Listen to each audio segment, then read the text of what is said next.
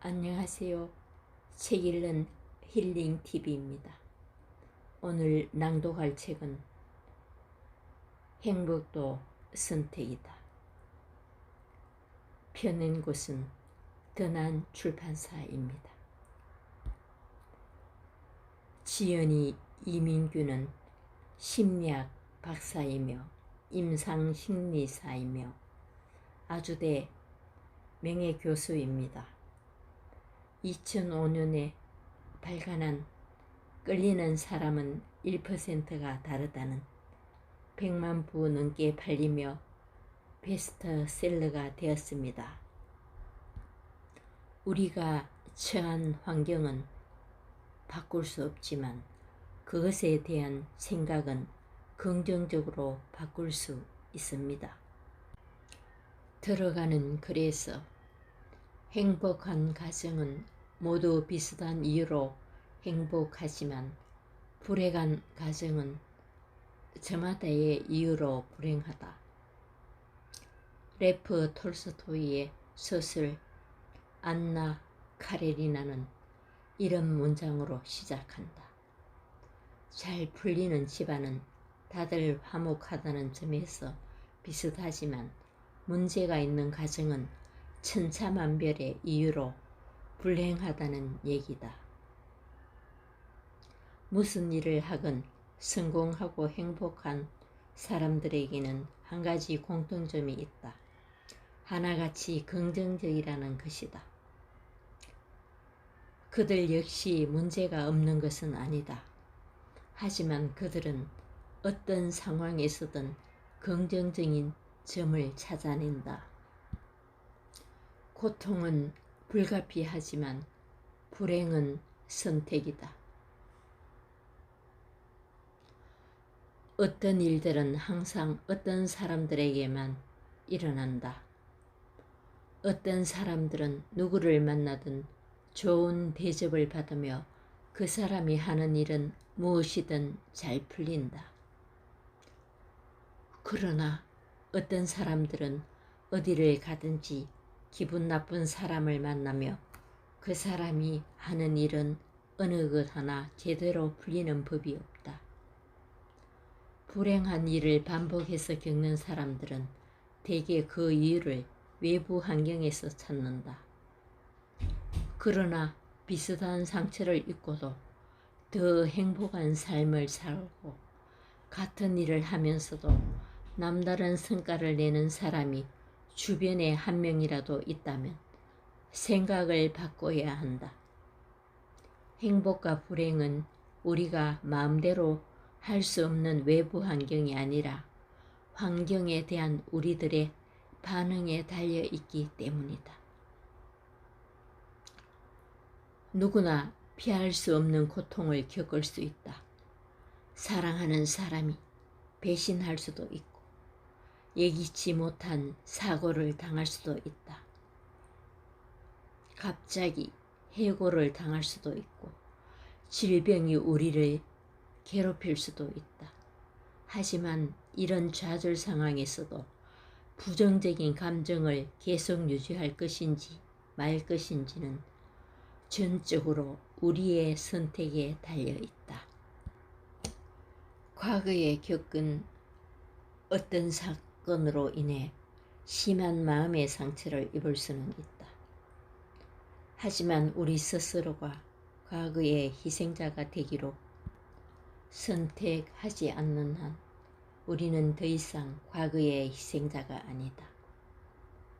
불행한 과거는 지울 수도 없고 바꿀 수도 없다. 하지만 과거의 희생자로 남아있을지 아닐지의 여부는 얼마든지 우리 자신이 선택할 수 있다. 고통은 불가피하지만 불행은 선택이다. 어떤 사람은 99개를 가지고 있으면서도 한 개가 부족하다고 생각한다.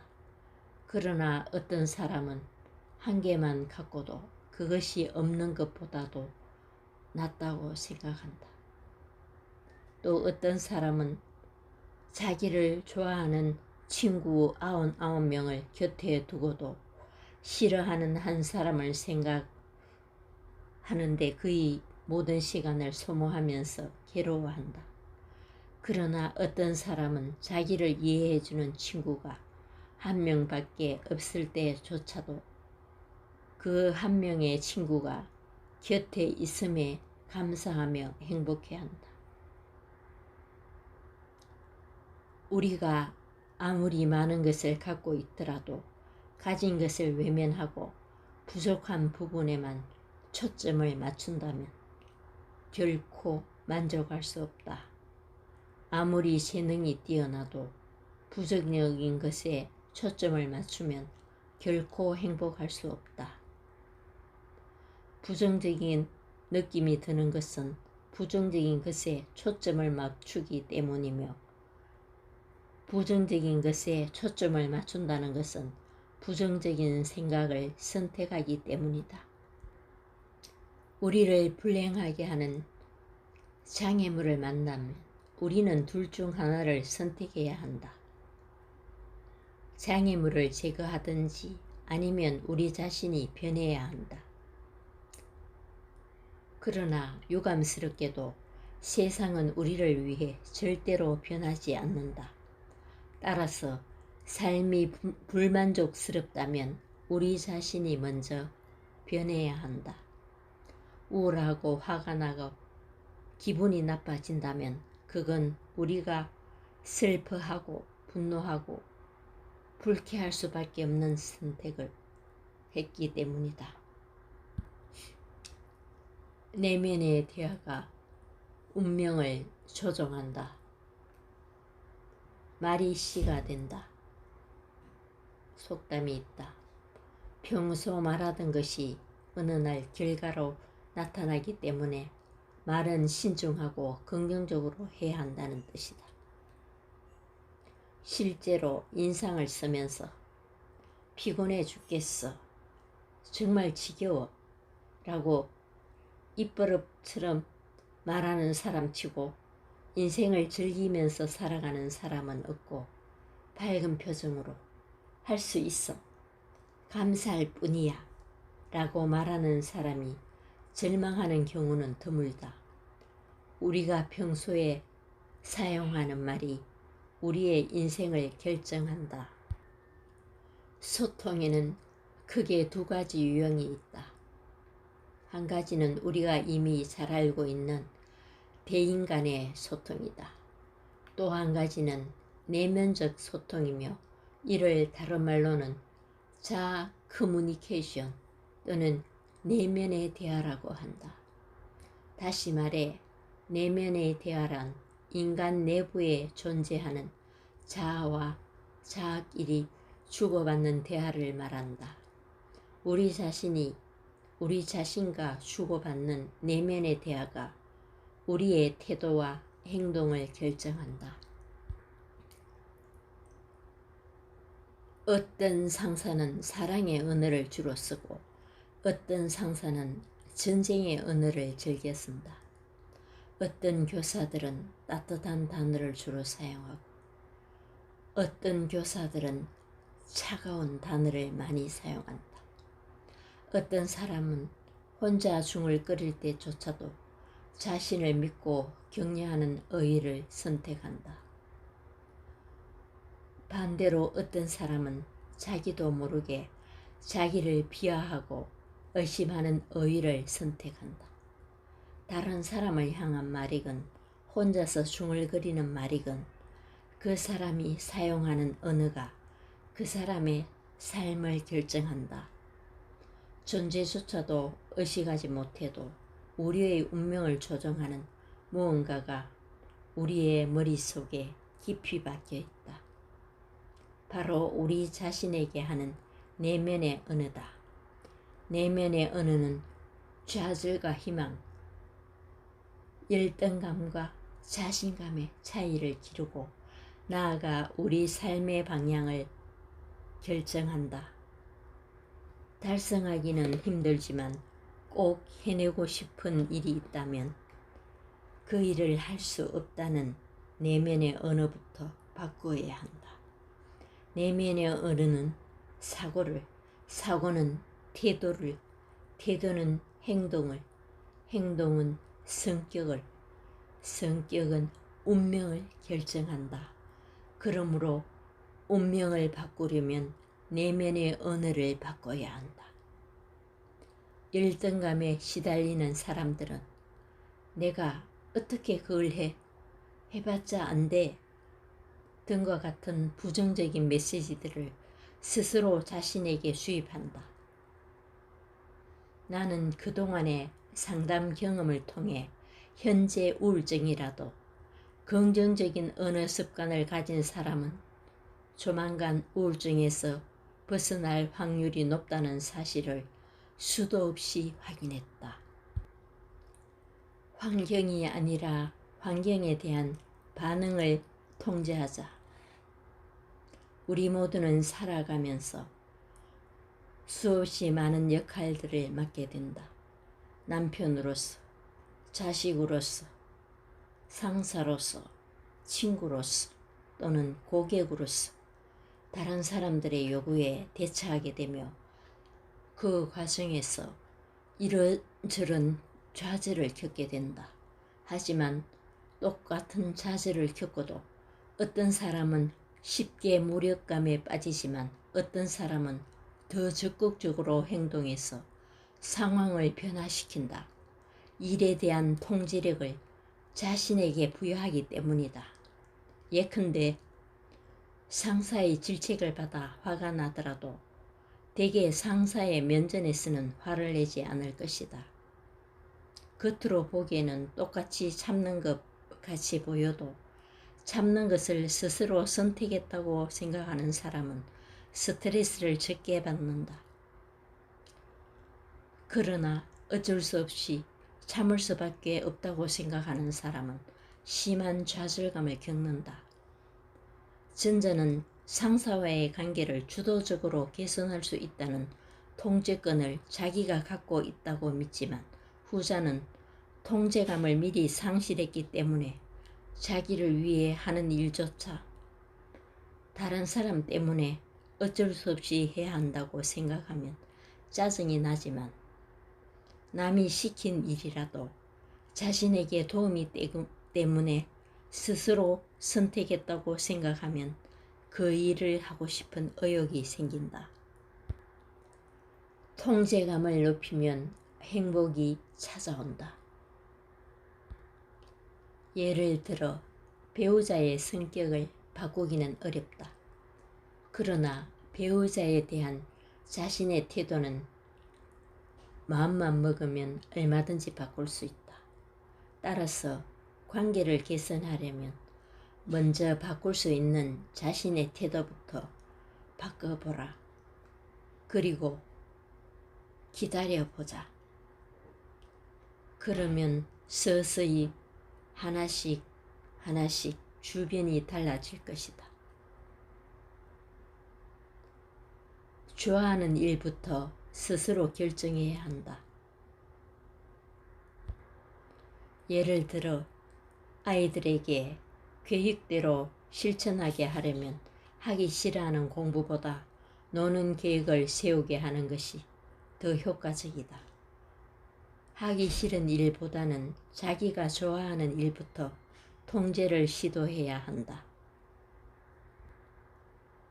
타인의 평가에 너무 연연해 하지 않아야 한다. 다른 사람들의 평가에 지나치게 연연하는 사람은 결코 자신의 삶을 통제할 수 없다. 상대방의 평가를 수용하든 거부하든 최종적으로 선택하는 것은 자기 자신이다. 불행이란 잘못 보낸 시간의 보복이다.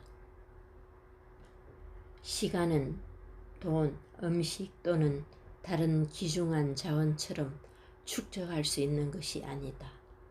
게다가 재생할 수도 없는 자원이다. 누구도 시계를 거꾸로 되돌아가게 할 수 없으며 시간을 늘릴 수도 없다. 부자든 빈자든 모든 사람에게 하루는 24시간으로 공정하게 분배된다. 이 세상에 시간만큼 공정한 자원은 없다.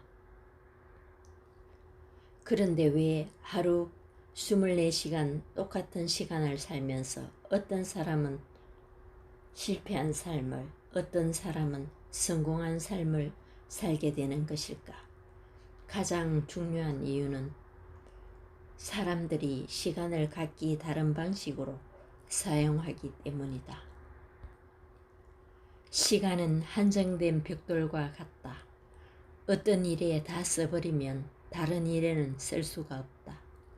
하루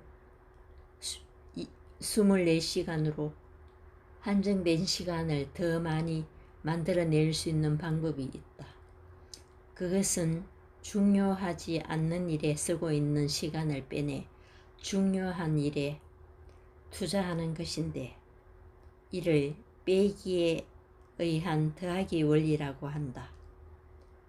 정말로 인생을 낭비하고 싶지 않다면 지금부터라도 지금까지와는 다르게 살아야 한다.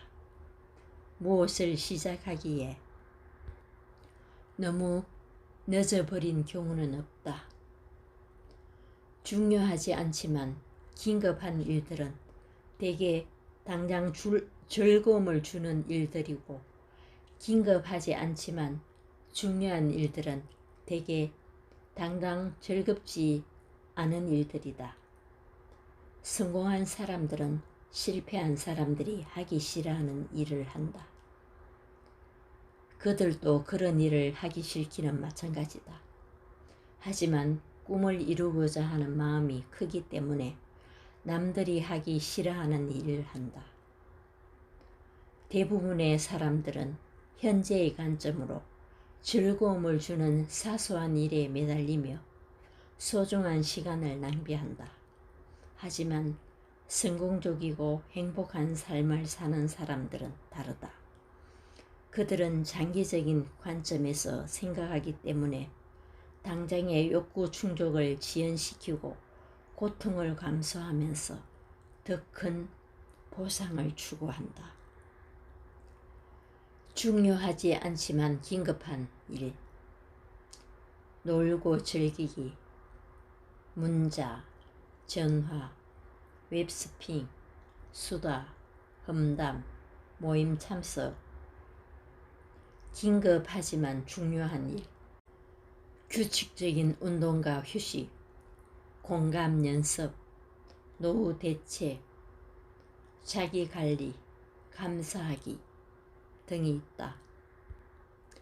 인생이란 당장의 욕구 충족을 선택하고 훗날 고통을 감수할 것인지, 아니면 장기적으로 더 큰 보상을 위해 지금 당장의 불편함과 고통을 감수할 것인지를 선택해야 하는 일종의 거래다. 모든 사람에게 공정하게 똑같이 분배된 하루 24시간도 당신에게 가장 중요한 일에 쓰지 못한다면 그 시간은 이미 당신의 소유가 아니다. 미소를